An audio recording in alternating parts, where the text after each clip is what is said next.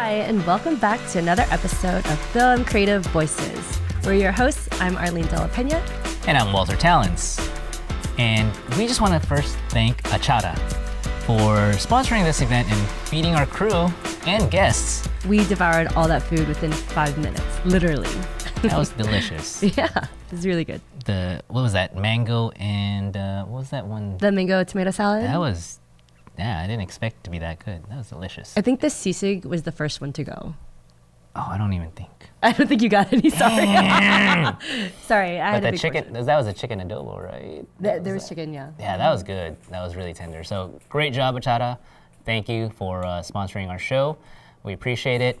And who's our guest for today, Arlyn? We have Wandag, who is a very, very well-known composer. Word on the street is that he is Hollywood's best-kept secret. Well, yeah, Jonathan Wandag? Are we talking about the same guy? Yes, we were talking about... The guy from World of Wandag? From Invid? Yes. Yes. So, cool, yeah, we're going to be talking to him. He's a music composer, and it's just amazing because there's not that many people, or even among my friends, there's not that many music or audio guys. So these guys are like a gem. So yeah, I mean, like music that you hear in video games, commercials, movies, like everything. If you're a soldier, right? Like every soldier has heard or seen those movies that are pirated and they don't have the music or the sound effects that go with the movie properly, and it makes a huge difference. Like I watched, I think the second Fast and the Furious when I was deployed without any music. It was painful. It was like not the same. It made the scenes look so long. It was a good movie, but you know, it's just not the same without the music. Hey, time, I boycotted all those VCDs. Did not watch it. Yeah, I mean, no. Music and audio makes such a big difference, which I think a lot of you filmmakers out there that has experience realize this, but I can't stress it enough to new filmmakers or to student filmmakers. Like I made the same mistake, and audio is your best friend, and you guys just need to respect it as much as you respect the picture. That's why I think it's going to be great to have Jonathan here to talk about like how he goes through his process and his experience and why he chose this field. Because I mean, to be honest, everyone's who gets into film usually like, I want to be a director, or the actor, or DP. Or producer, or, you know, some of the bigger, well-known, spots that are within film. But a lot of people don't know too many composers, which is awesome. We have a composer on today. Composer, and I mean, it's always a great thing to even like think about like how does the tone or how you want to match a scene with like the music, or you know, even because I don't know, I mean, Foley's even another field of movie sounds, right? So hopefully in the future we'll get a Foley artist and all that stuff. But I mean, music composer, music is such a big deal.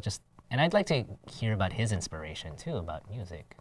So yeah, and plus, like I don't know too many Filipino American composers that are working within Hollywood, and so I'm really excited to ask Jonathan what that's like and how many are there out there, and you know, is the industry is it big, is it small, like what's it like, and what's the process like? Yeah, can they start their own union, or is it just a small little club? yeah, seriously, you never know, and so I can't wait to have Jonathan on here. Well, with that being said, we're just gonna take a little break, word from our sponsors, and when we come back, we'll have Jonathan Downward Dog Wandag. Just kidding, guys. We'll be right back. Today's episode brought to you by the good folks at Filipino Worker Center. From the heart of historic Filipino town, PWC focuses on providing programs that help meet the immediate needs of workers and their families, while at the same time building their leadership to take collective action for long-lasting change. And we're back. We're back here. You said that downward duck move, man. Downward dog. And of course, my mind directly went to, the bad place in my head. So. He went to the gutter. Yeah. I had to let him know that it is a yoga position. Even though on Reddit, I always see, hey, have you tried downward duck? And I'm like, all right. That's why I knew. Sorry. Okay. Hi. This is Jonathan Wandag Wandag. just tried to become more versatile. See, get those yogis out there. Yeah, there you go. Right? Reach out to them. Yeah. Yeah. Actually, I do want to learn yoga. You should. Because back in the day when I was younger, I was able to do splits and like bridges and stuff like that because I was a break dancer. Example. Yeah, break my bones. Yeah, and so it's funny. You start to miss that when you're like 900 years old, which I am right now. And so, like I try to do a windmill, one of those breakdancing moves where you put your legs out like this. And I injured my shoulder pretty bad. And like, it was about a month. And I think I told my girlfriend, she said, hey, what's wrong with your shoulder? I was like, I was working out. I was doing my thing. It is a workout though. It is. Breakdancing is a I full decided body to put workout. on 220. Yeah. 210 pounds. I was like, Yep. Never again. Wow. Was it on, what kind of surface were you doing it on? Did you bust out with your linoleum? Oh my God, you're funny. You're so funny. We used to actually take linoleum everywhere when we were kids. Yeah. No, I was doing it on what was it? It was just a wooden floor, Oh. And you think you'd slip and like, yeah, I could do this shit, right? No, you do one turn and then you break your shoulder. What kind of pants were you wearing? Oh wow. We're getting technical, guys. Jesus. I was wearing sweats. Oh, okay. All right. Keeping it real. That's right. Wow. So that's pretty cool that you were breakdancing. And so is that how you, like, what would you say your passion was or is, dancing or music? Oh, no, not dancing for sure. I mean, outside of the Euro dances like we were talking about earlier, Yeah. I mean, I do that a lot, but music is definitely a passion of mine. I kind of don't like using the word passion because I Seduction then. Oh. it's my seduction. We're is your getting seduction? deep here. No, yeah, I mean, no, I really like it a lot, and I know that I'm pretty good at it, so that's what I could say about it. I guess the reason why I don't like using the word passion is because you hear it thrown around everywhere, like, like, oh, it's my passion, and then I always tell people, I'm like, well, what is your, especially if they've been doing it for a while, I'm like, and this is such a cold thing to say, I'm like, what does your tax paper say? Ooh. Damn, I'm sorry. Is that a dickhead move? Okay. Ouch. But So what did you start doing first then? I started, I guess, entertainment, just like any Filipino would. Yes. So one of the things is, and a lot of guys could attest to this, even though they don't want to admit it. A lot of us do stuff to try to get the attention of women. When we're younger, especially. And to look cool in front of guys, our guy friends. So when I started doing, when I was in high school, I just noticed that, first of all, the people who were breakdancing, I just noticed them, like, a lot of girls would be like, hey, like, oh, cool, let's dance together. And I'm here playing Dungeons and Dragons, right? Being a horrible person. Although I have to give it up to Dungeons and Dragons later because that helped me out later on in life. I'm a dungeon master. We'll get to that later. Yeah. And so I noticed these guys who are breakdancers getting a lot of attention. And so I thought to myself, yo, I got to do this too. And plus it looks cool. Like I'll be able to spin on my head and my friends will love me. Which it kind of worked, I guess, but it didn't work with the girls. What was one your thing. first move that you learned? Let's see. What was my first move? Backspin. That's the easiest thing Yeah, to it's do. the easiest. Yeah. I learned that when I was 5. So. And the dolphin or the worm. Oh, the dolphin dive. Yeah. Yeah. Yeah. And the dolphin and the worm. The worm. Yeah. The caterpillar. I don't know. That's actually hard to do. It's not a move, but like if you look at caterpillars, they have their whole body go. I just look at caterpillars all the time. I'm like, dude, I gotta emulate that motherfucker right there. I'm gonna win world of dance with that. So you can't, yeah, well, that. So you can't do a caterpillar, but you can do a dolphin, which me. You can do this shit. It's not the seal is like. Oh yeah, no, the seal's just like this, dude. You're just flapping around. That's an Axl Rose's move, actually. That kind of stuff. I told you this interview was gonna suck. I'm telling you right now. When you have Walter going, oh shit, what am I gonna say now? So back to downward dog. Okay, downward dog, So which is not a porn position. So when did music start to heavily influence you?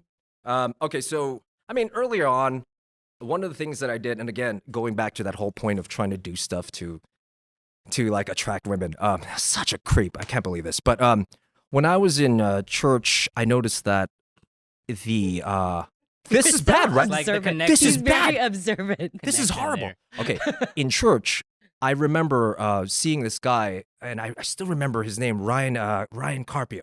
Good guy. But he would sing in front of the church, and I will raise you up on eagle's wings, that kind of thing. And I would see a lot of people like, oh, wow, Ryan, you have such a nice voice, right? Just swooning over. And I'm him. like, yo, man, I could have that voice, right? So for the first thing I did was I started as a what is that? The usher. Uh-huh. You know, not to be confused with the musician, but anyway, I started as an usher. Start dancing through the aisle. I with should the stop. host. Yeah, exactly. You're just. And then after that, I eventually got to the choir, and then I finally got to being what they call the cantor. And he puts his hands up like this, and yeah, Cantor. basically what I really am. In the So the cantor puts his hands up like this, Yeah. and this whole time I'm thinking, yeah, like I see the girls in front going, oh, that's so nice, that's so nice. That's exactly how they. And little sounded. did they know, like, yeah, exactly what I was doing this for. And when I would come down, the grandmas would say, oh, you're such a sweet boy. And I'm like, oh, thank you. I really believe in it. And so that's how I got into music. That's my story about how I got into Through music. God. Yeah, through God. Through God. But I will say this. Once I started doing it, and I realized that it didn't work on girls because they just say, oh, thank you, you're so nice. And then they walk away and I'm like, hey, I don't like him, whatever, he's just singing. Once I realized that didn't work on anybody, it just felt good to sing. It felt good to lead the congregation, like, let's sing together. Whoa, this is cool. And it was funny because to me, it was like a DJ in some senses, in that, you're building up the drop, dum, dum, dum, dum, and then the chorus comes out, and that's when the cantor goes, and I will raise you up, and everyone sings. And to me, that felt like a drop. And I was like, and I will. That's a good analogy. Yeah. And so I got hooked to that feeling. Nice. And from there, that's how I started my music career into, like, I want to start doing more of drops here and there with different types of genres, whether it be hip hop, which was the first thing I got into, or R&B, Mm-hmm. Shy, Yeah. I will comfort you. I know you know that. I saw know. you were lip singing there now. And what was the other song? I mean, there's no, because when you said Shy, I started thinking of other bands like Ooh, Jodeci. Jodeci, yeah, with the dude with JoJo with he's doing this move all the time with his All My Life. yeah. Think of Oh. other songs with Jodeci. Oh, which one? What's the other song, Jodeci? Oh, can we sing this on this? Oh, we Yeah, can. yeah. Okay. Yeah.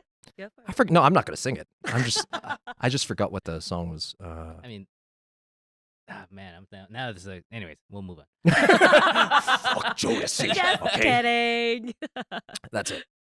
Casey and JoJo. No, Yeah. So were you already playing instruments by this time when you Yeah. started singing in the choir? or and- did you start learning how to play instruments? I learned in college. I learned in college. I started. I mean, it was only singing, and then I learned in high school. I took a little stupid guitar class, and I learned how to play La Bamba. And from there, I thought I was a guitarist, but I sucked.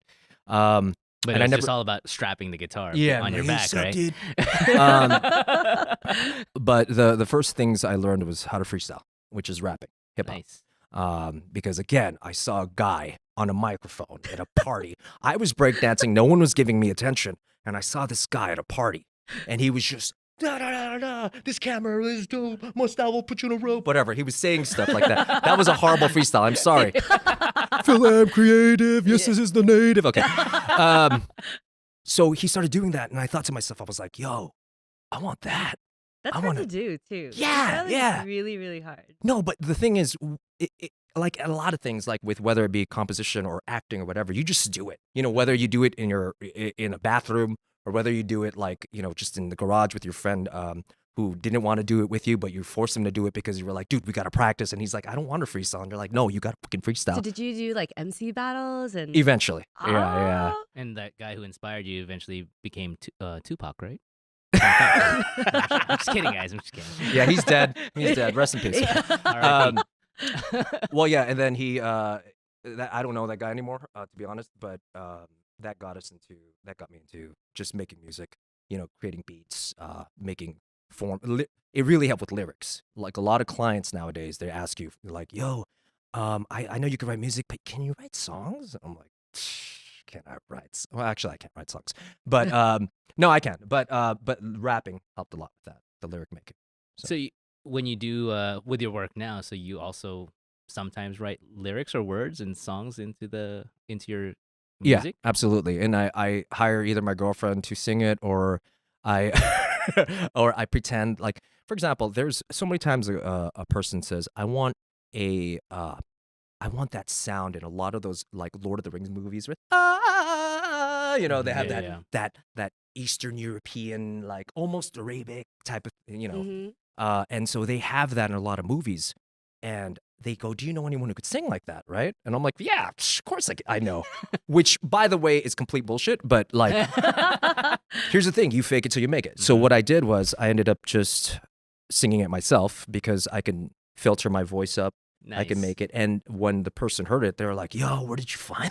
I'd like to meet this woman. Yeah. Can you hire her more? I'm like, "Yeah, we can hire her more." Can she perform live? She sounds beautiful. Sure. And then I could do that whole, what was that, the white chicks movie? Just put on stuff. Harvey Weinstein's like, Which bring is her in. racist. No, Bring her in, Jonathan. Yeah, exactly. Yeah, bring her in. I'm like, all right. If it helps my career. Put it on. That's horrible. That's horrible. He said it, not me. Versatile. Camera and iTunes and podcast. Yeah.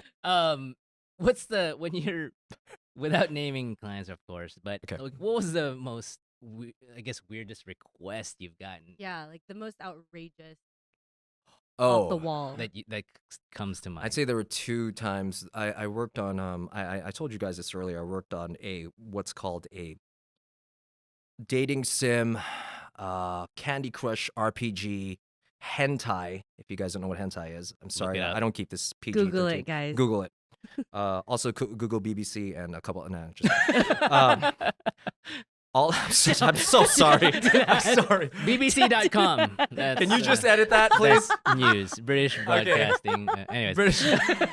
Okay, I'll stop. I won't do that. Okay, so I worked on that kind of Genre? I guess, and he was asking like, pretend that the character, because in the game it's for a video game, and the character is trying to have sex. It's a horrible video game, but it's made so much money, and it's had like a lot of people following it. It's hilarious.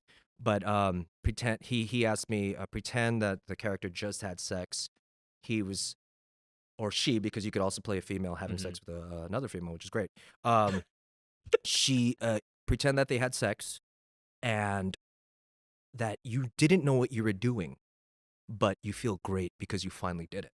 Mm-hmm. And I was like, What does that mean? It's like, Like you. it's pretty much like every time. like, I mean, so never mind.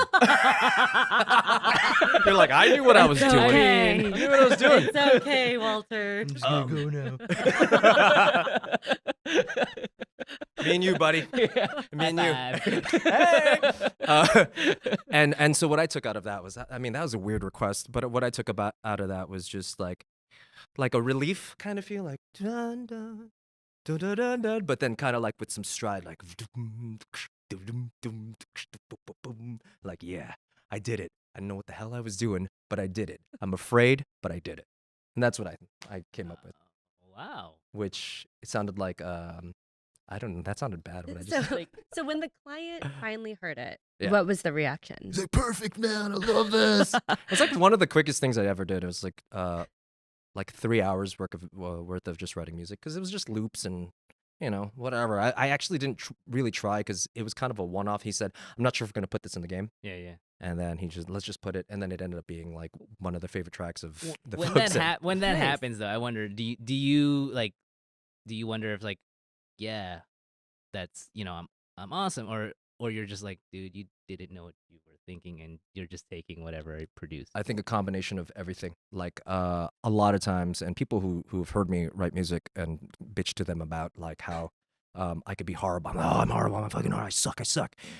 There's a lot of times where you're working on something so much, and you feel like like, I don't know what I'm doing. I really have no idea. And then right at the end, when there's a deadline that's about to hit, there's something that hits you, some kind of flow state that hits you.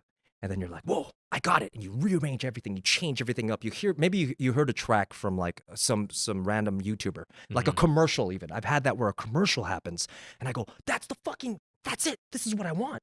And so it always happens like that. I'm working really, really hard. And then finally in the last like 4 or 5 hours of working, I switch it up, I rearrange it, and it's perfect for me. Like I always like, yes. For the most part, like 70% of the time, I'd say like I'm really happy with what I come out with. The other 30%, I'm just like, it's good for the scene. But if they love it, and like there's times when I say like, dude, this is the best thing I've ever written, and they go, no, we like the older version actually better. It really works well. I'm like, But as a composer though, you can't be a diva. You have to kind of be like, you know what? They have a vision. Let's stick to the vision. Let's make sure that you appease them. But at the same time, you also have to take that initiative to be like, baby, this is actually better. And sometimes it works and sometimes it doesn't work. But it's never a competition. It's just that you're trying to, create the vision. I know that you're a night owl. And so Can you tell my eye luggage is out? Good morning, by the way. Good morning. Yeah, thank you.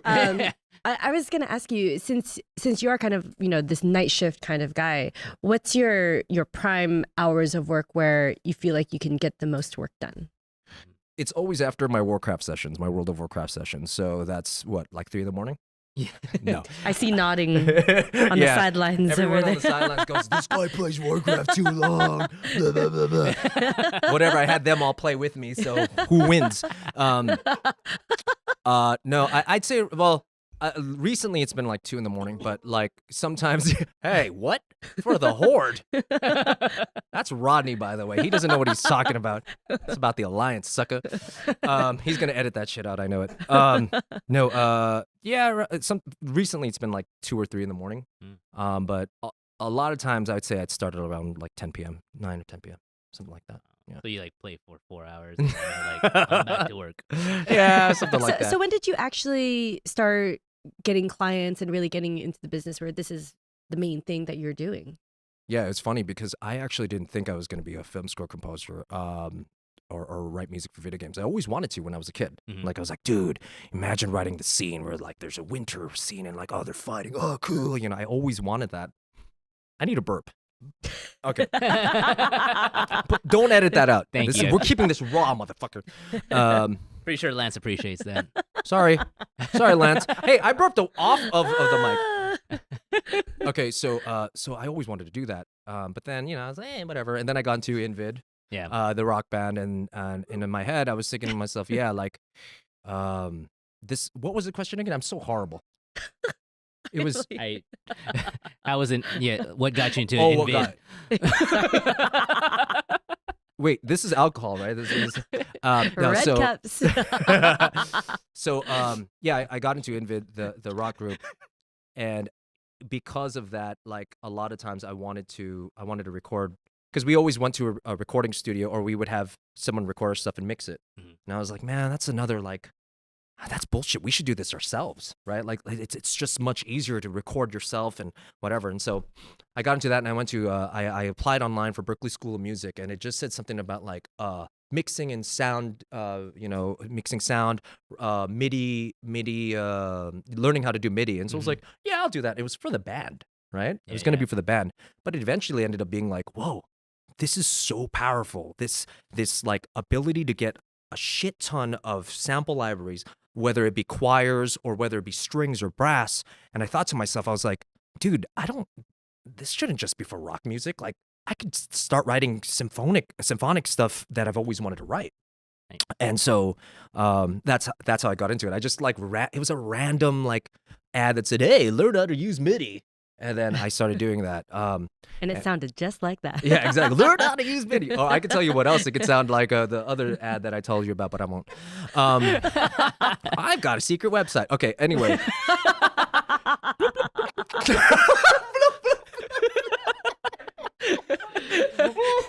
Sorry, that's not fair to the audience. Inside jokes, but Yeah. But we're not gonna explain it Just to think you of the most, just the worst thing you could think of. But you answered that ad when you tore that paper or a piece of paper. From No, that. it wouldn't. I didn't live in the Stone Age. Like, you tore away that like number. I will learn MIDI. oh, I see it on a yeah. I see it on a piece of poster. Yeah, it's just This is how to learn. No, found a it was on the payphone. internet. Okay, shit. And so from there, it was the first gig that I think you were asking about the first gig or whatever. Is that it was Patricio and AJ, and Patricio and AJ they actually were fans of Invid at the time, and they did a music video called "Sweet Lucy Asleep," and it was hilarious. Abe Pagmant. I'm sorry, Abe, I can't say your last name. Pagtamo. Yes, yeah, I could say it. Abe was in it. He was like a priest, and he was getting barfed on by the. Oh my God, I think I've seen this. Yeah, Yeah. yeah, that was us. And Arnold Yeah. was in it, and Mark was in it, and everyone. And even Elisa. Remember the Oh, little yeah, filmmaker? yeah. Yeah. She was one of the minions. She was only like 13 at the time or 12. Oh yeah. And like I see her now, she's like 20 something, and I'm like, oh my God, I'm old as hell. Jesus Christ. But so he liked our stuff, and he said, hey, I heard you do music, and I go, yeah, and he goes, I have this, I have a couple like music videos that need score. Can you think you could write music for it? And I'm like, yeah, of course I can, even though I didn't know what the hell I was doing. I just knew how to write stuff with MIDI a little bit. And then from there, that's how it started. It started just him giving me little gigs here and there. I wasn't rich yet, but you know, it got my resume built up. You know? Nice. So what would your advice be to somebody who's considering, going along this path, how to get into it, how to build a resume? Because it sounds like, AJ and Patricio, they reached out to you. Right. And so how would they do it nowadays? Would they just reach out to filmmakers or? Yeah, there's a lot of ways to do it. I said in yesterday when we were having the little game that we were playing, I said I like to go from the side hatch. I like to go from like the rogue style of doing things. Like I don't do straightforward. Of course, you want to network and everything like that. But the first piece of advice I'd say, and this is funny because Michael Giacchino told me the same exact thing. He's the composer for Lost, composer for Up, Star Trek, Star Wars, Rogue One. I was talking to him outside of an event, an SEL event, which is a composer event, and he was so cool enough to just be able to chat with people, right? Like it's Academy Award winner, just chatting with people, like, yeah, this is what you do, blah blah blah blah. And so I said, so what kind of advice can you give for composers like us? And he goes, just don't do it. And I said, what? And he's like, yeah, this is too hard. This is like winning the lottery. Like, don't fucking do it. But he goes, but if you wake up tomorrow and you hear that I said that, and in your head you're still like I'm doing this shit, then you've got a chance. He's like, you've got a little chance. Like if you still really, really want this after someone keeps telling you, you suck, you're horrible, you keep failing or whatnot, then you have a little chance to probably win that lottery. So that's one thing. Like you can't, if you're going to get into this, you have to be psycho, man. You have to be insane. Like you either have to be really obsessed with your craft or you just have to be like on drugs or something. But the whole point of it is if you're going to do it, just know that there's a lot involved and a lot of heartache and a lot of failure. So get ready for that. It's great. Well, so for the crazy guy that does like, okay, I'm going to do this. Goes in. Okay. What's the path you think they should take? Is it just like interning or going to school to Berkeley? Absolutely interning. But here's something that I offered yesterday, which was, and this is how I got the film Dragon Boy. And we talked about this earlier, was I went to the Academy of Arts. It's a school for like, just arts. Yeah. I went to the Academy of Arts. What city? San Francisco. Okay. And they had an open house. Yeah. Right. And I said, dude, I'm going to get a gig. I'm just going to fucking get a gig. And I remember that the Academy of Arts had an animation department. Right. And so I was like, I really want to write music for animation because animation, you could go overboard. Like that. Just exactly like that. So I wanted to do that. So I said, you know what I'm going to do? I'm just going to go into the open house, which is for students. It's not for, professionals, which I wasn't at the time. I was just doing little things for Patricio. I went inside and I said to the receptionist, I was like, can I speak to your creative director for the animation department? Like, who's the head of the animation department? They're like, oh, yeah, why? I'm like, well, I'm a working composer, and I'd like to offer my services, and I think that these students are doing a great job. Yeah. And that I'd like to get on board because I'm a fan of the work, and I'd love to give back to the community. I mean, you see that little finger shit right now. Like what I'm saying is some little finger shit, right? And if you don't know Game of Thrones, just look up Littlefinger. He's just very He's the best. He's awesome. Peter Baelish. He's so smart. Peter Baelish is the best.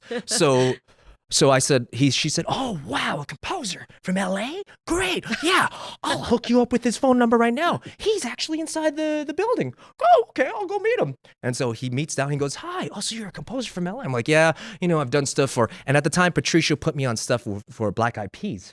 So I said, yeah, with the Black Eyed Peas, Nice. and I Name started drop. name dropping some stuff. And he goes, wow, okay, great. Do you have a demo? I'm like, yeah, I'm going to give you my demo. You give me a list of your best students. And these students are masterful students that are going to create movies, right? And so he did. He gave me that list. And I found this group that they're just an amazing bunch of students that made this film. And I saw the footage and I'm like, okay, I'm getting on this. And, they heard my demo. And I guess you have to be good enough. Number one, you have to be good no matter what, right? You can't just be a bullshitter. You have to be pretty fucking good. So they heard it and they were impressed enough to be like, yeah, let's get on board. Oh my God. And so that's how I got my first big gig. And the reason why it was a big gig is because number one, even though they didn't have a budget, and here's another side hatch move. I contacted a grant place and I said, hey, I'm writing music. I found out that they give money to composers who need the money for whatever gig. And I said, I'm writing music for this film. And then they said, okay, well, we require you to show us the footage, something. And luckily it was really good, right? and all these, and the producer's like, I'd love to give it to you since you're doing this for free, blah, blah, blah, blah. Because I was doing it for free. Yeah. They're students. They ended up giving me $3K for the whole, and it was like a 5-minute film, so it's pretty damn pretty good for a first big gig. Yeah. The best part about that is that they submitted, and although we didn't get into Sundance, no one liked us. They all said it was too mainstream. South by Southwest, all these just groups were like, nah, dude, this film is too animated, mainstream style, too Pixar. The best part was a year later, the Academy Awards called us and said, hey, we want you in this film festival, right? And we're like, what the fuck? Fuck all these guys. Yeah. I mean, I'm just kidding. I like South by Southwest in the sense. and then it got to that point and we won the Academy Award, like I told you before. Nice. And so that was my springboard to other bigger things. And who handed you that Academy Award? Ben Affleck. Yeah. Nice. It's either Ben Affleck or Jennifer Garner. It was one of them. What? You can't. How can you not? No, because they were both offering Jennifer, it stuff. That was at that time, right? Old news. Yeah, I know. See, that was a long time ago. I don't even want to tell you when that was. So Google it. Just guys. Google it. Nah, that's awesome, man. Well, I just want to, since we're talking about movies, can you tell us what's the name of the movie that you have on Netflix? Oh, They're Watching. They're Watching. We have a story about this. So They're Watching is a they want to call it an office comedy horror movie because the story about that was I was just supposed to make some stuff for the film, which was the intro of the whole film. It was about it's a reality TV show that goes wrong. So I was just supposed to take care of the first 3 minutes with just adult contemporary music or that really generic dance music. I was like, yeah, I'll just do it, whatever. It's whatever. It was going to be on Netflix. But the director to Paranormal Activity saw it and he said, wow, this is a found footage film, but since found footage doesn't really work anymore, it didn't work at the time. It was going bad. He said, you got to score this. I think it was him and a bunch of other people that told the writers of the show. And so I ended up getting on board scoring. They're like, oh, hey, since you wrote the music for the oots, oots, oots, then maybe you can score. And they didn't even know I could do it. Yeah. They just said, yeah, let's, try this scene, and I'm like, they'll give you some money to try this scene. And I'm like, okay, I'll show you, try this scene. And then when I did the scene, it was very Danny Elfman, very, it was just a lot of yelling and screaming and a lot of visceral noise, a lot of just intense moments. And when they got back to me, they said, all right, you're scoring our whole film. Nice. So I was like, yes, that's how I got that. But I heard there's a story about you. Yeah, so tell us, Walter. How does this movie relate to you? Oh no, I just on during Netflix and chill night, I just like to choose that movie. So Sorry, Lindsay. I'm sorry. his music composition was so good, it scares the girls. Girls, whatever. And then they just- Oh, I love that. Do not edit that out. and then when that happens, I'm like, thanks, John. I'm so honored to be your Netflix and chill go-to. Yeah. Wow, I'm very happy about that. I actually have, that animated the hentai music. I have something to go with that after you're finished with Netflixing and chill. That's what you want. So, yeah. It's like, In the afterglow, just playing it. yeah. You're like, hey, check this out, girl. Speaking of, I'm gonna take out my shirt because it's kind of good. I mean, my jacket is warm, kind of getting hot. Yeah. Can we show this graphic on this? What? K-Town Cowboys. Yeah. One of the other movies. Do it slower. Jesus Christ. Awkward. No, actually, yeah. I love awkward situations. Cue that hentai music. What? Yeah. Exactly. I feel better now. Whew. Now that I know that you've Netflix and chill to my music. Yeah. Well, one thing I gotta say, I think it's really fascinating that on Facebook you'll put little samples out and ask your friends on Facebook their thoughts on it, and I thought that was brilliant. Oh yeah. It's awesome just to hear like the different types of music that you do, and Thank you.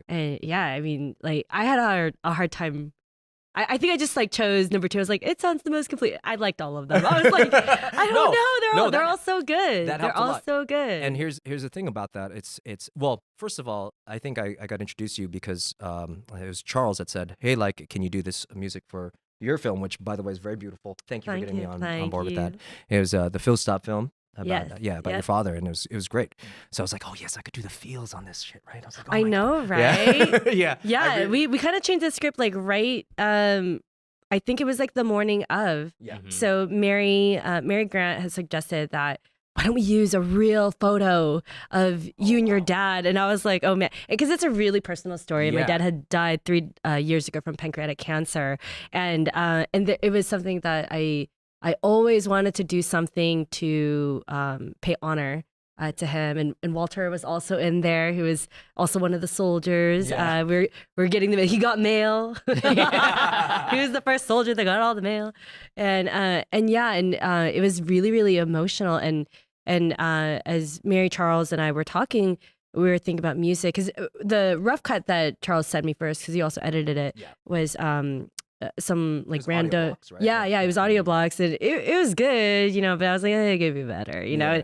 and then he's like, oh yeah, let me talk to Jonathan. I was like, dude, that would be freaking awesome, if we can get a composer that's willing to work with our budget, because it's not like we're like rolling in the dough with like these big budgets, and Really? No. like, I know because sometimes like it's like it's tough, because like we do have friends that do various things throughout the industry, and of course we want to like pay everybody like as much as possible, yeah. but like we can't pay you like 70% of our budget. like that's we're like, yes, you can do that. We'll just have no actors. And no food, and just like a phone as a camera, and then we'll make it all work. But Can't afford yeah, that so hentai thank music. you so much. Oh, yeah. I was so honored to have you No, on me board. too. I was and- really honored about that. because Yeah. Just when I found out about what it was about, I'm like, oh my God. Okay, this is a lot of pressure now. Yeah, yeah. Because it's a Yeah. very personal thing. Yeah. So I wanted to make sure to put that piano there. I know. I was like, oh my God, like when my family saw it, Yeah. like people were like crying. People Oh, were good. messaging me from the Philippines, good. and I was Yeah. like, That's dude, cool. my dad would have had a heart attack if he saw me do this shit. He'd be so pissed. He'd be like, why are you putting me on this damn dude, film? he would like totally like troll me online and like be like, I'm gonna have to take that shit down. Like he would totally do that if he were alive. So I had to wait, a while before I could do it. Yeah. You're like, let me get 3 years. Yeah. No, it was cool. I was scared he might haunt me, dude. He might like, No, give I'm me pretty nightmares sure. and I'm shit. pretty sure he would have appreciated it.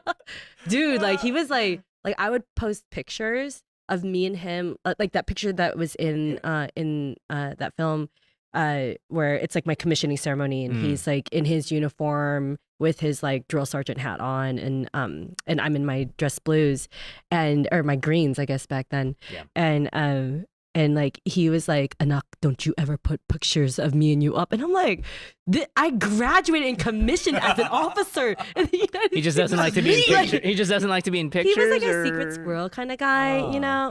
Was he off the grid? You know, he was like, Anak, you know, I'm retired from the military and I'm going to Afghanistan to teach finance. And I'm like, they know finance? Yeah. You know? And then like he sends me pictures of him with like a gun and he's in a helicopter and I'm like, what the hell is he doing? I don't know. Teaching I don't know. finance. Yes, he teaches. Yeah. He was a contractor. He made a lot of dough. These bullets cost money. What do you? Yeah. We have to talk about the money of the bullets. That's awesome. He was that guy. So yeah. That's dope. Again, happy to be on board. That was really nice of you guys. Yeah. cool. Yeah, it was good work. I mean, actually, that's a good point that that's being brought up. So, like, for filmmakers, what's your advice to them regarding whether it's planning and pre-production stages of like, you know, how do they plan the music or the audio, you know, in their films, you know, to get good quality films? Right. Because I'm sure you've seen it. There's a lot of filmmakers out there who just all they care about is the picture, Yeah, of course. or the lighting or the acting, you know, like, Of course. but then they kind of ignore Sound audio and audio, sound. yeah. I mean, that's the biggest, like, AJ brought that up in the meeting 2 days ago, and he's an editor. He's a visual guy. And he was telling, like, ranting about, like, yo, you have to get your sound good for you beginning filmmakers. Sound is freaking really important. Like, even like if you'll see some films, like short films on YouTube, where there's a person walking in the hall, and you'll either hear the room is a little too pingy, like, yeah, or you'll hear the tone, and then when they switch to another scene, like the tone, that room tone is gone. Yeah. And you're like, why does this suck for some reason? Even though it's shot beautifully, why does it suck? It's because of sound. Like, if you have a beautiful picture and for some reason it's not as what's it called? It's not as pro as something you could compare it to that is pro or whatever. Most likely the answer is sound. Even like when they're walking down the hall, this sound. Textures of the Foley, the consistency of vocals, like when someone's talking like blah blah blah blah, and then you cut to the next person and they're like, it takes you out of immersion. So It makes me think of the movie. Is it called A Silent Place? Oh yeah. Oh, God. Where she was the most mute. quiet like theater I've ever. Is that what is it called? Is that, oh my God! Is that the deaf? What is it? A Quiet God. Place. Right? Quiet Place. Is it the the deaf? monsters? Right? Oh, with Yeah. Yeah. oh, you just messed up that movie for us. Edit. I was gonna watch There's it today. because there was also a movie where it was I think it was on Netflix or Hulu. I can't remember the title anymore, but it was like, Was it there watching? No, I'm just kidding. yes. It was the one where, but it's the person you're following is this deaf girl. Oh, So yeah, when it goes into her perspective, it just goes quiet. oh, that's so cool. And then it cuts Oh. into like, Oh, you know, I know that movie. You know what I'm talking about, right? I Yeah. can't remember the title, but the audio, Yeah. you know, and they just built suspense, just cutting from her perspective to the you Dude, know, the that's outside world's rad. perspective. Yeah, it's really important. Like, Yeah, and I will say that I went to film school, right? Yeah. And you know, I was one of those guys like, oh, it's about the picture, the Everyone was. lighting. Everyone was, yeah. So, and it wasn't until I became a combat cameraman for the Army, and I went to this school called Defense Information School, where they kind of had an intensive on like filmmaking and documentary like filmmaking, and that's really where like I really learned, and I got to give a shout out to those guys out there and their instruction is like, that's when I learned the value of sound. Like I really learned to appreciate it. Yeah. Because thank you, Lord Jesus. Yeah. and How do you do sound in a combat zone? well, no, it's just like being able to like collect, knowing when it's part of your editing too. Like, so when you, like, for example, I would do cutaway shots, right? And you have like soldiers stepping on gravel. Right. So you take the moment where they're probably the quietest. You don't record it when they're like super loud. You find that moment where they just kind of quiet down and settle down in their road march or whatever. And you get that. Yeah. Adds so much. Yeah. And for me, it was just about timing as a cameraman, just finding the right moment, and because eventually, even whether you're in combat or in the rear, like everything's kind of same. Like a patrol, they're all marching. There's a pattern and a rhythm. You learn how they act or react, and there's like they're all excited at first, and then everyone just kind of settles down. And that's where you find when you find the moments, and that's whether it's getting the cutaway shots or like the reaction shots, or you get the sound, and when all hell breaks loose, and then like you just make sure your levels are not popping when you're recording on. How the hell do you think of levels and stuff when fucking shit is happening? Oh my god, You hear you're the siren, crazy as and then you hear the shit. toot. Like this motherfucker right here is like, hold on, guys. Okay, it's good. Okay, like, I'm like, holy. wait, Taliban. Let's take that from the top. Go back to one. All right. This is why and I told you this before too, man. Like this is why you guys are crazy, because like with military folks, my friend, I told you this, Errol, he just shout out to Errol Castanos.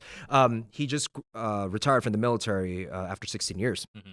And one of the conversations we had, and I was telling him, I was like, yeah, this is happening right now with a group of friends. And it was, like just dramatic stuff. Like, oh, I don't like drama, but like there's sometimes stuff happens, right? Mm-hmm. And I just remember him going, like, okay. Then I'm like, what's wrong? He goes, no, I mean, yeah, I guess that's important, And I'm like, what do you mean? And then I thought to myself, oh, you've seen death, haven't you? And he's like, yeah. Like, and because he's in the military and he's been in action. And so every time I sit with military folks, I'm like, I'm a piece of shit. I shouldn't even be here because anything I talk about, I'm like, yeah, this is important. It's like, nah, it's not that important. To be honest, nah, we've seen some crazy stuff. So, nah, you're not that good. But anyway, thanks. Yes, thank you for your support. Yeah, go you guys. No, straight up. Like I told Errol, I said, like, I love the folks I know in the military, the crazy sacrifices they've given. It's just the higher ups that are telling you to do, like the people who aren't even part of the damn like field. They're just like in their chairs going, oh, I want this. Do you have those officers? Not necessarily the officers. Even higher. The public. Yeah. I like the officers. I have a couple friends who are officers. But yeah, damn those officers. No, but yeah, I mean, well, because I really have, because when you're on patrol, Mhm. right, and there are some really loud areas where everybody will put their earplugs in. And so how are you still like monitoring sound when you because those blasts are so loud, and you never know when it's going to happen. Oh yeah. So No, how do you... I've been, well, usually I have a headphone plugged into my camera, and I fix the levels on them, and I have a hearing So you're only protection on the deaf other in one. one ear. Well, no. I mean the ear because I use the earbud, so it's kind so of it like kinda it's still kind of like protects it? protects it, and it's worked. I've been in firefights where it's like there. Yeah, because it's definitely like the bombs, like it literally it shakes everything, and you never know where you're at. Like my first siren that I heard when I was downrange, I was going to the bathroom, and of course I don't have my armor, I don't have my gear on, I'm just trying to go take a shit. Oh my I'm just like, God, what am I gonna do? I'm gonna die sitting on a freaking toilet, And I'm just like, It's the worst way to go, man. It's the worst way. I know. And then the next time, once again, I'm trying to go to the bathroom. This time I was actually just going for a shower. And then I had to run into the bunker, and it was so deafening, as is. So I just can't imagine you're actually, because I never went out on patrol. I was just, I was putting soldiers back together, on the base. So, Do you see why I feel like shit? You're talking about survival and bombs going off, and I'm like, yeah, I wrote music when I was trying to get girls. And then, but your music is what helps, soldier, because every soldier watches movies, plays video games. The whole rec center is full of just that, Right, just all video game, different consoles and I'm sure there's movies. soldiers playing that hentai game. Yeah. No, there are actually. Not downrange though. There are. Not Not downrange. Here's a secret for those types of. Here's a secret for those types of films. And it's not a secret. Everyone does it. But if for filmmakers who are like, have you noticed when there's a combat scene or any big scene, and it's kind of a dramatic scene. Of course, they kind of slow it down, obviously, but the sound, this is really important. It's such a great tone that they bring. Is the sound is muffled, right? Yeah. Saving Private And then you Ryan. hear up front, and this is when we get to shine up front and like in your face.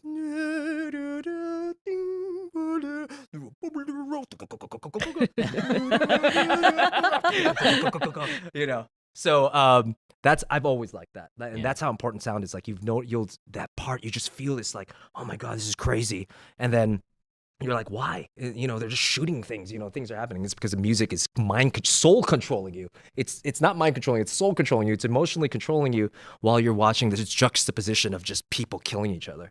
And right there, that's where sound is super important. So, And actually, what's your favorite? Give me your top 3 movies that your favorite with sound. How they play with sound and sound or music? control your soul. Sound and music. Okay, yeah. well, musically, dude, okay, I don't know about top 3. I mean, Star Wars is always like, you know, just music is Just there. amazing. Even with Michael Giacchino went into it, he's fucking amazing.